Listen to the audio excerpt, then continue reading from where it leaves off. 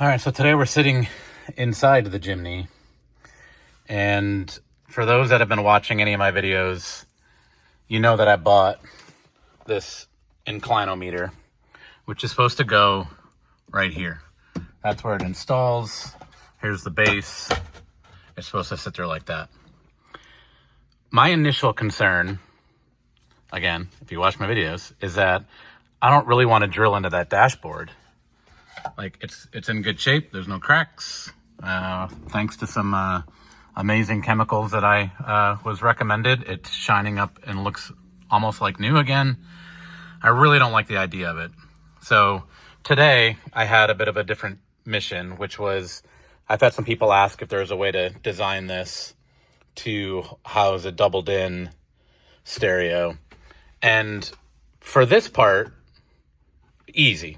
I've already got it started. I could do that. The problem is when you start looking here, like there's some permanent structure in there that you'd have to cut out. You'd have to cut kind of this bar that runs across here out of the way. I think that's probably the only one you have to cut out of the way, and up here. So this whole section here, you'd have to cut out to allow the depth and height of the stereo to go in there. Outside of that, it's pretty doable. So if someone is truly interested in modifying theirs that way, let me know. I'm happy to go a step further and actually finish designing that part. But anyway, for the Inclinometer, today, while I had it apart, I figured I would just see if I could figure out how to wire this thing in. So it's pretty straightforward. There's this wire here that mounts, I think it's all of your stereo power. And it's just got a kind of a piggyback. So you plug one into that, and then you plug your stereo back into the other side of it. That's what gives it most of the power. There's a ground here that I ran off my lighter ground. So same thing, there's a piggyback. So it's like you plug one in here, one in there, and then it just finishes the loop. But then there's this piece. I'm having a hard time finding where that connects outside of, there's a wire in there that looks like this, the other end, the female end, and it's the light for inside the ashtray.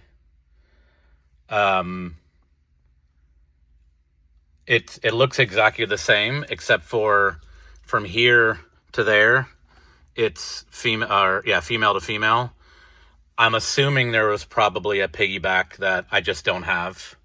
So I'm going to do a temporary fix for now and see if maybe I can find the right wire to go in there. I don't use the ashtray. I don't care about the light.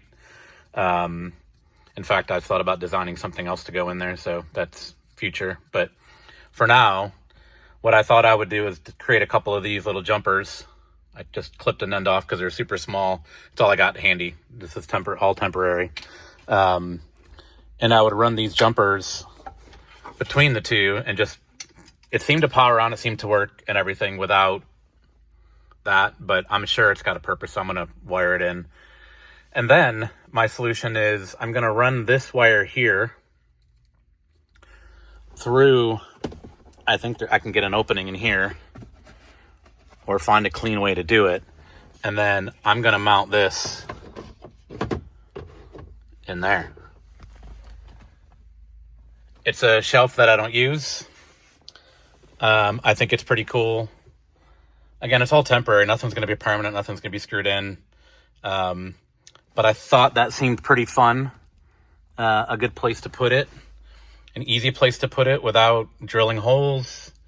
It's out of the way because I also didn't love the disruptive nature of this sitting here either, which is why, I designed this mount to go here to get this out of the way. I'm looking at designing pods that can kind of clip up here, run the wiring up, clip these up here. It's supposed to be a little higher anyway, but I don't know. I don't know if it's worth the effort, but I've thought about it. I bought some kind of color matching filament for this gray to see if I can do that. But yeah, that's the plan. Just got to figure out how I think I can tuck that wire through there somehow, but we'll figure that part out. And yeah, that'll be an interesting home for it, out of the way. Satisfies kind of all the things that I prefer. But let me know what you think. I'm going to finish wiring this up and I'll come back and show you what I did. All right, see you in a bit. Okay, so I still got some bolts to put back, but I unscrewed under here. There's 3 screws and there's 4 up inside here. And I was able to just kind of like pop this corner open enough to slide the bracket through. And there's actually a little bit of room in there, so there's still some play. So I can kind of adjust the length that I need as necessary to get this right where I want to mount it. I also kind of ran the wire out the side. It still seemed to lock together with the hood pretty well, because otherwise it normally comes out the bottom and I didn't want to have the gap there. So, but I ran it through. It's right here. And then, like I said, I jumped from here to here.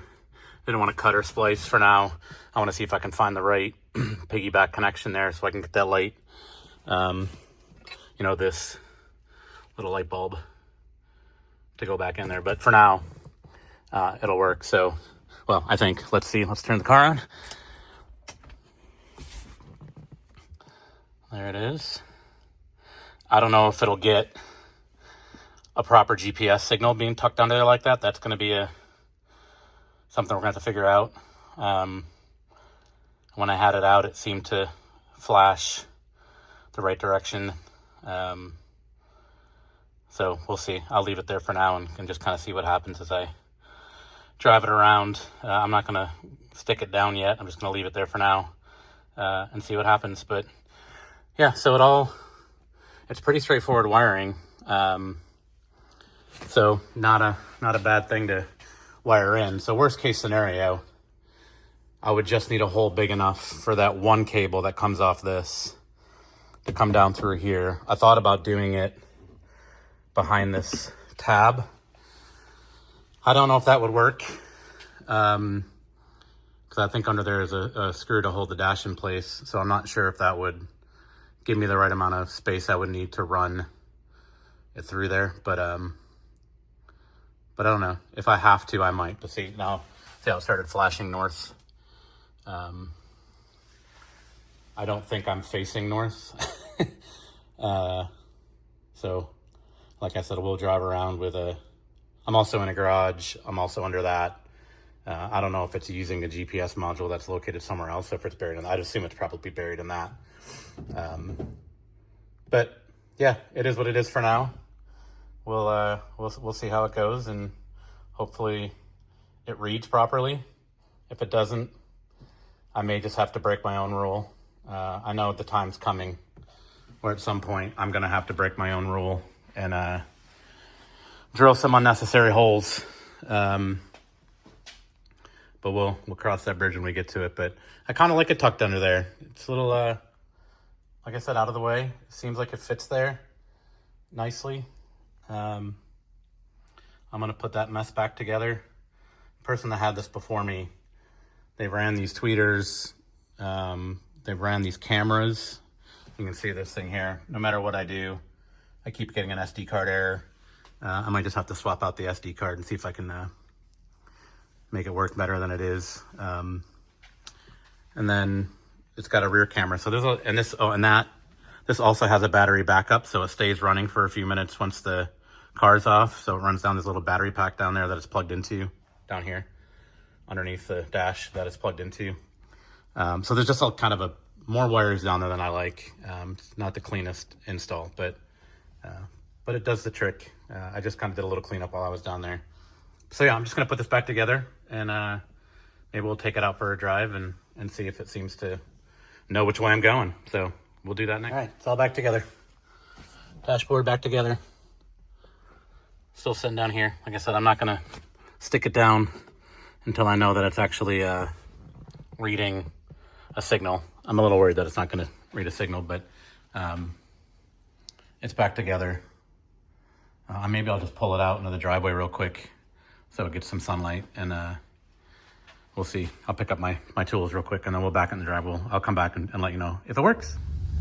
Okay, I could not find any manual out there for this thing, but what I did was I tapped this adjust button over here, and the 4 waypoints started flashing. I just left it alone. I just let it flash, and it reset, and now it's showing south, which is where I'm pointing. So I think that's all it was. It just had to recalibrate itself. I did have to reset the height. I'm at 750 feet. So I converted that to meters. It's 234, I think was the number I got. So I just put in 230. I'm gonna pull back into my garage and we're gonna see if that starts to move.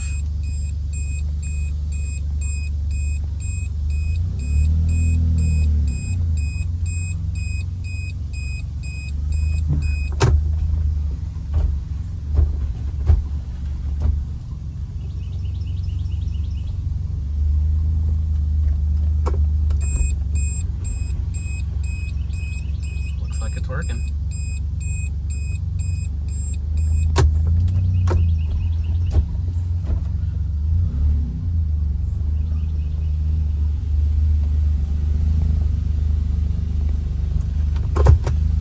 Go. So it does work down there. So I'm happy with that. Says I'm facing, practically north, which is accurate. So yeah, pretty cool. So it does work tucked away under there. So I'm gonna leave it there for a while. I'll report back if I have any other issues. Thanks for watching.